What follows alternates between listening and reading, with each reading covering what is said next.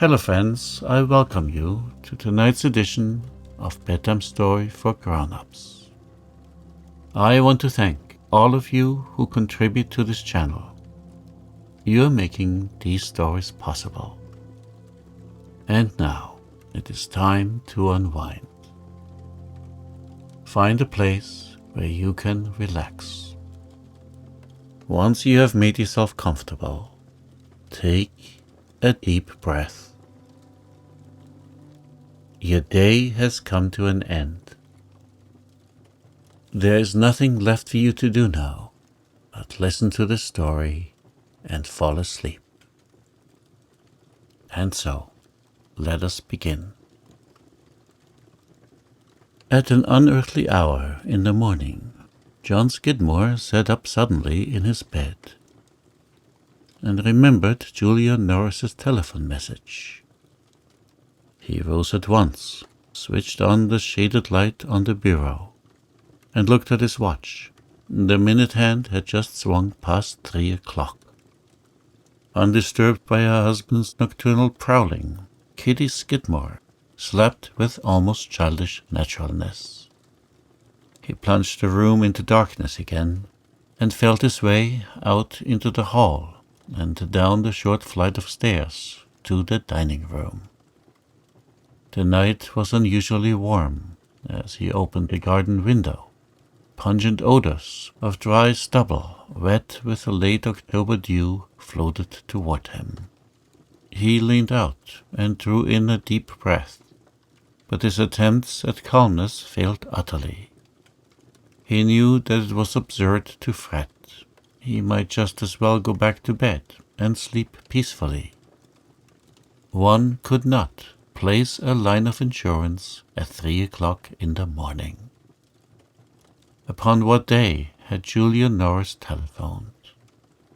Was it last Friday? Yes, he remembered now perfectly. He had been busy with a peevish customer who haggled about a 25% overage.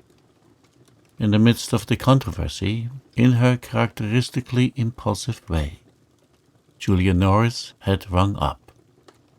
"Oh, John, is that you, John? Placed $10,000 with the Falcon Insurance Company on my flats in the Richmond district."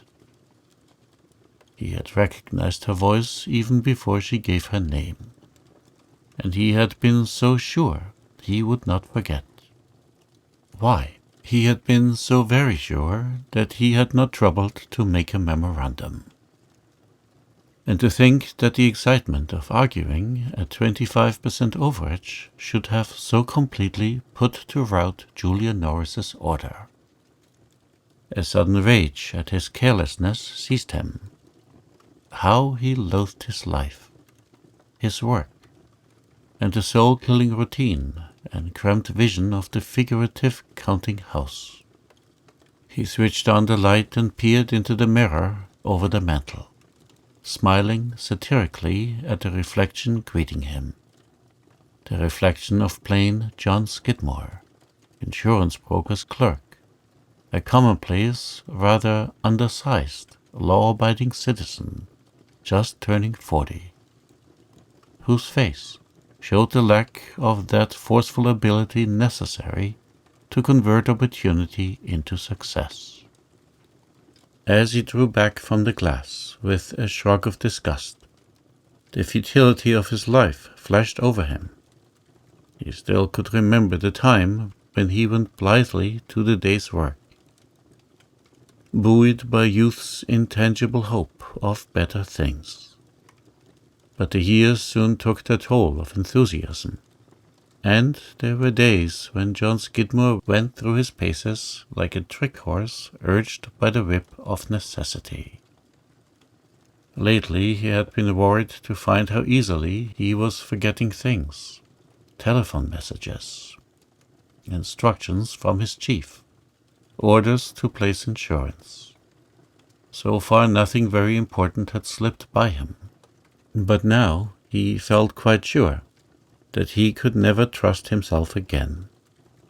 There were many reasons why he should have remembered Julia Norris's orders. First, because she was his wife's friend. Second, because a $10,000 order to his credit was not an everyday occurrence. And third, because the circumstance that had overshadowed it was relatively of so little importance. For a week then, Julia Norris's property had gone without insurance protection.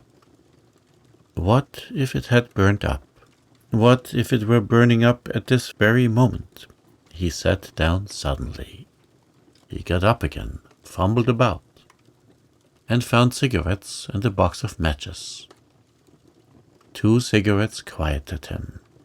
He began to think that he was a silly fool, mooning about when he should have been sleeping. In the morning, he would take an early train to San Francisco and place the line without further ado. Yes, after all, he was as silly and notional as a young schoolgirl. He put down the window, turned off the lights, and crawled upstairs to bed. True to his resolve, John Skidmore took an early train to San Francisco next morning, although he could not have said why. It was as impossible to place insurance at 8:30 as it was at 3 a.m., since no self-respecting insurance office opened until 9. Still, there is a certain comfort in even futile activity when one has the fidgets. It was a beautiful October morning, such as often veils the Berkeley hills in faint purple and draws a soft glamour over the city of San Francisco. And as Skidmore walked briskly down the elm-shaded streets of Berkeley toward the train, he felt elusively happy, notwithstanding the ripples below the surface of his content. The office boy was taking books out of the safe when he arrived at the office. In a corner by the wash basin, one of the stenographers stood, fluffing up her hair. A janitor dusted the desks with casual attention. As Skidmore entered, he noticed a woman sitting near the counter. She rose instantly, lifted her veil, smiling a welcome at him. He crossed over to her. It was Julia Norris. His heart began to beat violently, but the next moment he had recovered himself and was able to smile back at her in perfect self-control. "You are early," he said, offering her his hand. "Yes, I'm in trouble. You know those flats I insured last week? They burned down early this morning. They tell me there isn't a stick left standing." His hand felt as if a blow had wilted it. "The flats you insured last week," he echoed, sparring for time. "I don't believe I understand." "Why didn't you get my telephone message? I phoned last Tuesday. I thought I talked to you. I was sure it was your voice. Could I have rung up the wrong office?" Her uncertainty steadied him. Unconsciously, she opened a door of escape. Skidmore laid his hat on the counter.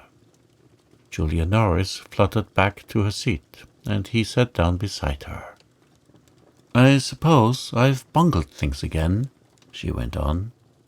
"Usually I leave everything to Mr. Rice, but this insurance matter I took into my own hands.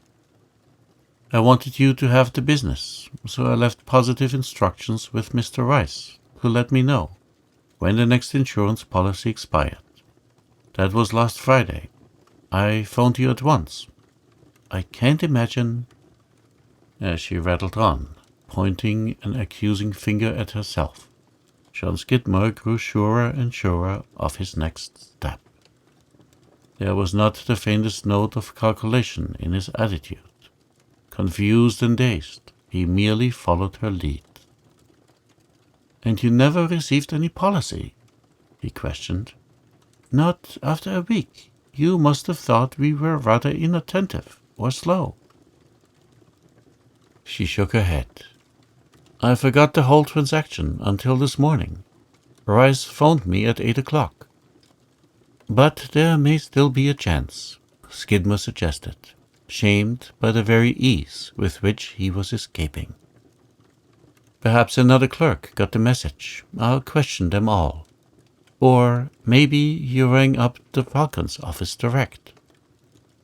She laid a gloved hand on his arm as she shrugged. He shook his head. You can't imagine how this bothers me, he went on. He began to feel a certain boldness, such as thieves feel when they put over a sharp trick. He wanted to prolong the discussion, to dally with danger. To think that in trying to be of service to me, you should have gone astray. I wouldn't have had it happen for, let me see, what was the amount of your order? $10,000. $10,000? That's a lot of money. Yes, she admitted slowly as she moved toward the door. I'm pretty comfortable, but nobody likes to throw money into the street. He thrust his hands into his pockets in an effort of nonchalance. He could feel his temples throbbing, but his confusion cleared before Julia Norris's unruffled smile, deepening a growing sense of irritation. She was not greatly concerned. First, because she did not have to be, and second, because her faith in his integrity was unshaken. Her complacency and trustfulness enraged him. What was $10,000 to her? In the midst of his musings, her voice, curiously remote, roused him. I'm going to have lunch with Kitty, she said, almost gaily. Lunch with Kitty? He echoed. Then, floundering with mingled consternation and embarrassment, he finished. Oh, yes, won't that be fine? Yes, by all means, do. And yet, unnerved as he was, he went through the conventional motions of courtesy, bowing her to the door, pressing her hand cordially, sweeping her a goodbye with exaggerated warmth. Even when she was gone, her unperturbed smile mocked him. She did not have the slightest suspicion of his unworthiness, and therein lay the essence of the sudden and unqualified hate he began to feel for her. John Skidmore questioned all the clerks as they entered their office. Had anyone received a telephone message about a week ago from Mrs. Julia Norris? He was playing his game so earnestly that he would not have been surprised to find somebody acknowledging the transaction. The manager came in at 10 o'clock.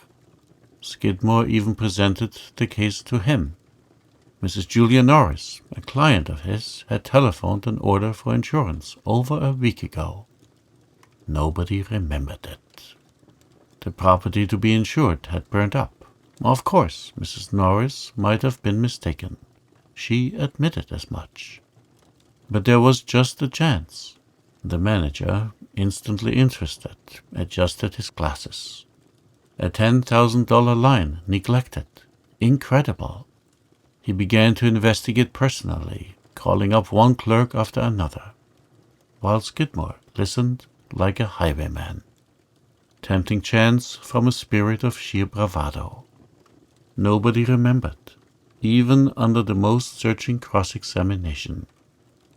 The private exchange operator, who was usually very keen about such matters, could not place the call. Then came the discussion as to how to prevent such a lapse should one occur. Skidmore sat at the manager's desk, quite the hero of the hour, a very important personage, whose $10,000 client had come to grief. It was years since he had figured in a question of office policy. Gradually, the uniqueness of his position pushed Julia Norris and her loss into a hazy background. He returned to his routine work with a gay spirit. Several times during the morning, the manager called him for further conference and inquiry. Finally, a letter was drafted to Mrs. Julia Norris. to the effect that the California Insurance Brokers Company regretted exceedingly to inform her that upon closer examination no trace could be found of a telephone message. They could only conclude that she inadvertently had rung up the wrong office. Inquiry at the Falcon Company's office, however, developed that no such insurance had been placed, even by a rival firm. They hoped that this unfortunate occurrence would not stand in the way of other favors at her hands, and so forth. John Skidmore signed the letter with a flourish.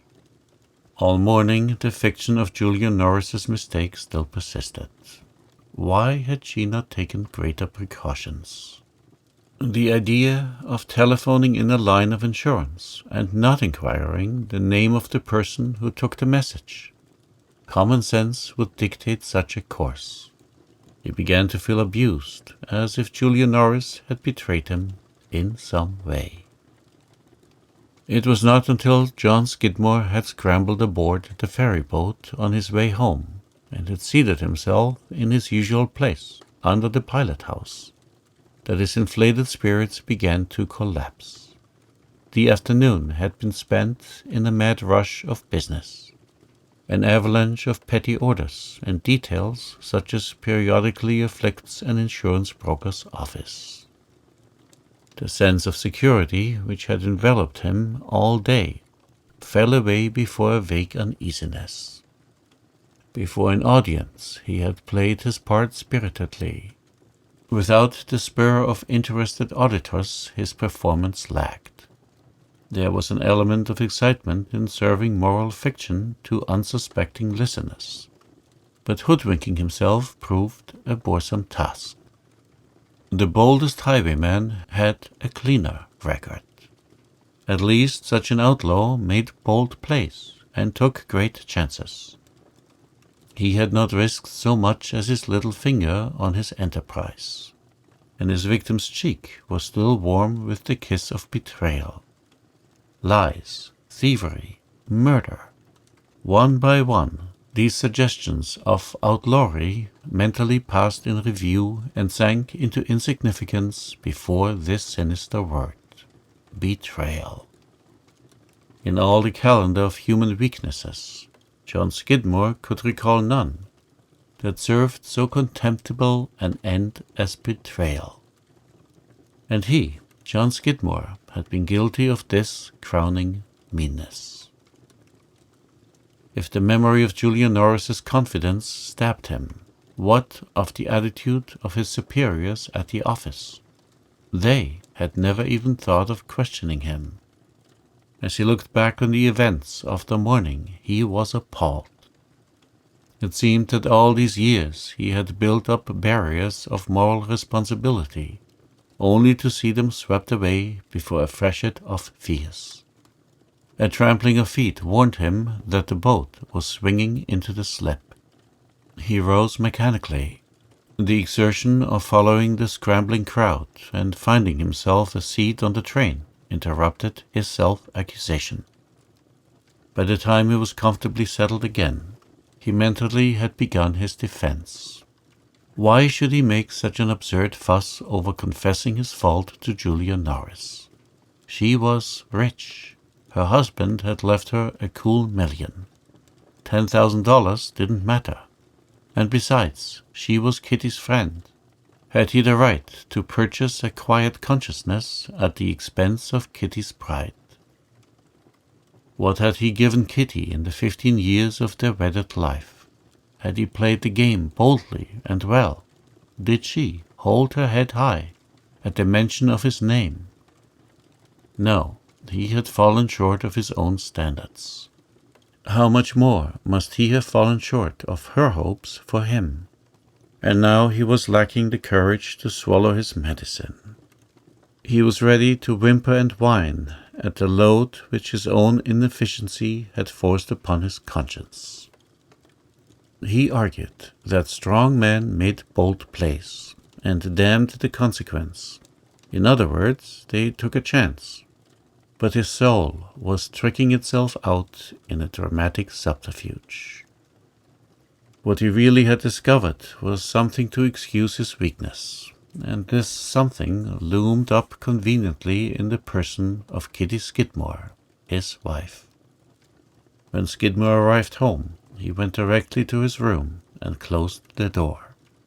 The thought of meeting Kitty troubled him, but after he had slipped on an old coat and freshened up, he felt better. At the dinner table, he noticed the tired, pinched look about his wife's mouth. Julia Norris was every day as old as his wife, but time had dealt kindly with her. Her face was still fresh and rosy. There was not even a glint of gray in her hair. Resentment began to move him. Resentment at Julia Norris, at her fortune, at her friendship for his wife, at every detail connected with his memory of her. Kitty began to talk. Skidmore sat silent, crumbling his bread. Finally, the dread subject came to life. Kitty looked up and said, "Julia was late today as usual. Poor dear Julia, what a generous soul she is." Skidmore began to fidget. "Late? How did that happen? She left our office long before 10 o'clock. "Oh, but you don't know Julia. She did 1,001 things before she arrived here. And such a disheveled creature as she was. And so full of apologies and troubles. Nothing to speak of. She laughed them all away in 5 minutes. Then she didn't tell. About the insurance, I should say she did. She was so worried for fear you'd be distressed about it all. She admitted that she was to blame, but she knows how conscientious you are, and she was afraid." Skidmore impatiently interrupted his wife. "Julia Norris ought to have some business sense, Kitty. Upon my word, she should. And it has worried me, a woman like her. One never can be sure of just what she does think. It's an even chance that deep down she believes that she delivered the message to me, and that I neglected it." He could feel his face flushing with mingled indignation and disapproval as he voiced his displeasure. Kitty got up to pour a glass of water. "Why, John," she half chided, "I'm sure Julia won't be guilty of such a thought. You don't know her. Generous, impulsive. Why, she'd forgive you for neglecting if you really had neglected anything. As a matter of fact, she said very decidedly, if I'd been dealing with anybody but John Skidmore, I do believe I'd be inconsistent enough to try to blame the other fellow, but of course I know." "Yes," he broke in excitedly, "that's just it. That's the way she puts it to you. But such a remark as that just bears out what I say. She's not altogether satisfied. I know what she thinks. I saw it in her face this morning. This is what comes of trying to help one's poor friends." His wife stopped pouring water and laid down the pitcher. "Nonsense. Julia Norris has perfect faith in you." "Why should she have?" he persisted hotly. "Isn't it just as possible for me to forget, to overlook a telephone message, as the other fellow? I'm not infallible any more than she is." "No," Kitty returned very quietly. "I don't think she imagines that you are infallible. But she knows that if you took her message and forgot it, you'd admit it." He rallied from this blow with a feeling of fierce antagonism. "Well," he sneered sarcastically, "if she's silly enough to have any such notions, she does need a guardian. As a matter of fact, I'd conceal my mistakes as quickly as anyone else would." Kitty began to laugh, a full-throated, indulgent laugh that made him bite his lips. "What a lot of foolish brag you're indulging in, John Skidmore. Well, after all, let's forget about it. Julia herself laughed it off." He crumpled the napkin in his hand. Yes, that's just it. She can laugh over it. While why, if we lost 10,000, it would be a tragedy. I couldn't help thinking today, after she'd left the office, just suppose, I had received Julia Norris's phone message and forgotten it. The very thought made me sick all over. He paused, frightened at the lengths to which his uneasiness had forced him. His wife's smile gave way to a puzzled look as she returned very quietly. Do you really think it worthwhile to face these imaginary situations? His resentment flared again at the comfortable evenness of her tone. Yes, I do, he snapped back. It helps one to exercise one's morals. I wanted to know just how I could act in such an emergency. And I found out. The very thought frightens me too much. I know that I should feel morally bound to confess, but I'd never have the courage of my convictions. Now, what do you suppose you would advise me to do in a situation like that? What would you tell me to do? Kitty Skidmore looked straight at her husband. He dropped his eyes. I would not advise you, John, she said distinctly. He glanced up at her. You'd not say a word. She shook her head. No, it wouldn't be necessary. He began to stir his tea. His hand was shaking, and his spoon rattled noisily against the teacup. After he had helped Kitty with the dishes, John Skidmore left the house for a walk. It was a calm, beautiful night, lit by a slender moon hung high in the heavens and stars twinkling cheerily. As he went along the elm-shaded streets, he drew in deep breaths, striving to steady the tumult within him. Kitty's words hummed themselves into his inner consciousness. No, John, it wouldn't be necessary. What did she really mean? Did she think he had the courage to settle such a question decisively, righteously? He stopped, turning the phrase over in his mind. He knew that materially he had been a failure. People called him a nice fellow, and let it go at that. Was it possible for his wife, the wife who had lived so close to all his weaknesses, to glorify him with so large a hope?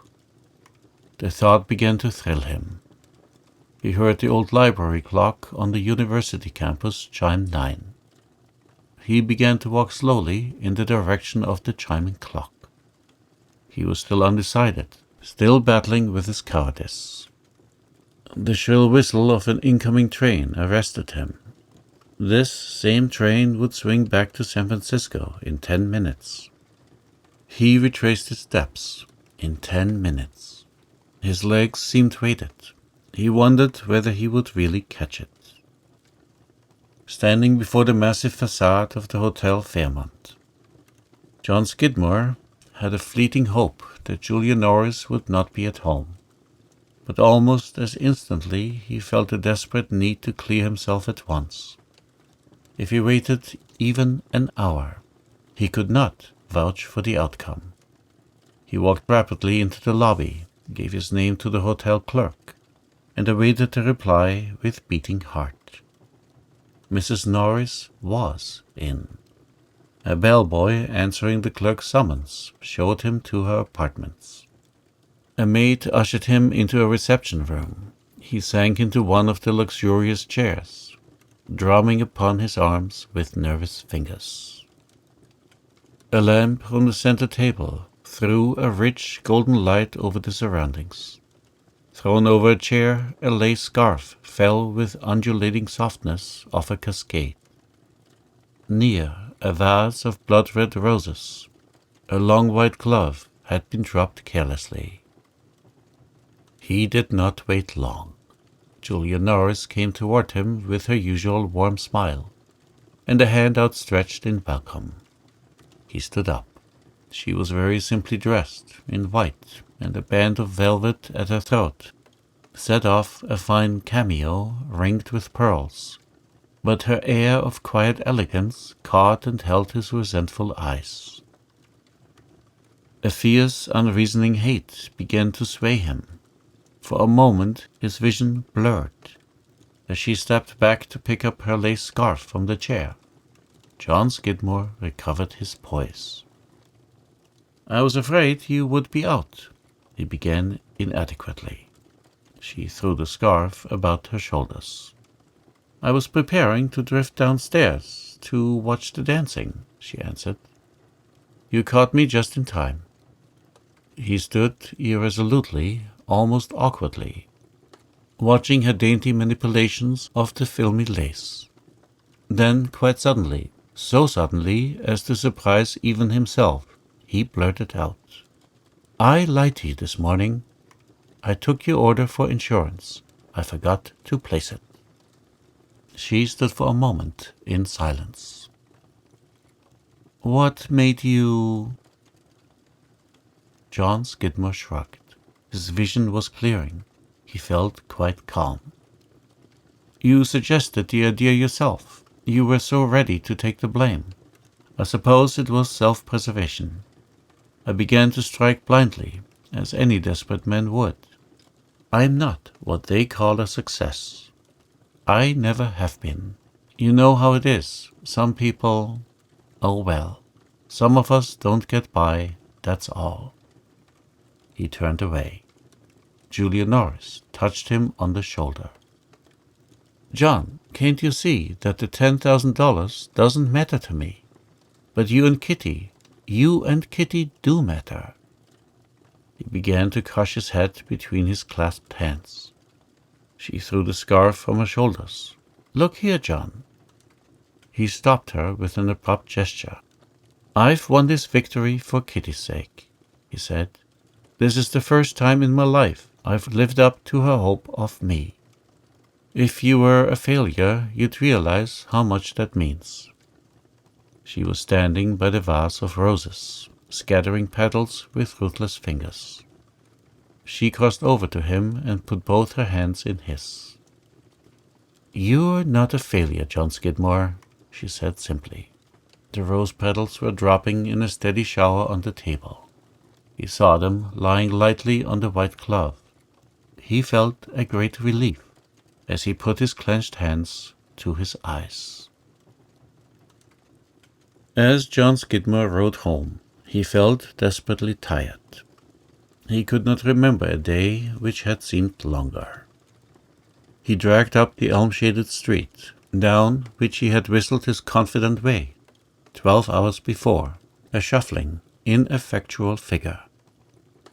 As he opened the front door, his hand shook. He lingered in the hall, hanging his hat with unnecessary care, twisting his necktie into shape, smoothing the thin wisps of hair about his temples. He found Kitty in the living room. A tiny fire crackled in the grate. Standing in the doorway, he watched the needle which Kitty deftly plied, slipping about its task with fascinating gleams. Her face was happily flushed, and she was humming softly to herself. The elegant memory of Julia Norris rose before him. He saw again the golden shower of light from the huge table lamp, the vase of American Beauty roses, the lace scarf thrown carelessly across the brocade chair. He pressed his lips together and entered the room. Kitty looked up. He stopped short. "Something new," he ventured. She gave a little laugh. "New? I should say not. Just freshening up a bit for tomorrow." "Tomorrow?" he echoed dully. "What's on for tomorrow?" "Guest day at the club. Mrs. Wiley has asked me to pour tea." "What kept you out so late, Johnny?" He crossed over to the fire, pulling his easy chair into place. "I went over to the city to see Julia Norris." He stood a moment, undecided, his back turned toward Kitty, his hand upon the chair. He was waiting for Kitty to question him. Finding that she did not answer, he turned and looked at her. She was intent on her sewing, but he fancied that the flush of happiness suddenly had fled her cheeks. "I went over to see Julia Norris," he repeated desperately. "You said your advice wouldn't be necessary." He sank into a chair. Across the room he heard the monotonous ticking of a clock. He was wondering what Kitty would say. Of course, she understood. The whiteness of her face told him that her feminine intuition had bridged the gaps in his explanation. He began to have a terror lest she would come up to him, or speak, perhaps even weep. The fire in the grate flared up suddenly, turning faintly blue, and died. Still, Kitty said nothing. Still, the clock ticked rhythmically. He leaned back, closed his eyes, and drew a long breath. Kitty was stirring. She came over and dropped gently before the fire, leaning her head against him. "I forgot to tell you," she said slowly. "I've asked Julia Norris over for Sunday dinner. She's so awfully stuffed up in that horrible hotel." Her bravery smote him more than tears could have. He did not answer, but he just put out his hand and touched her hair caressingly as she finished.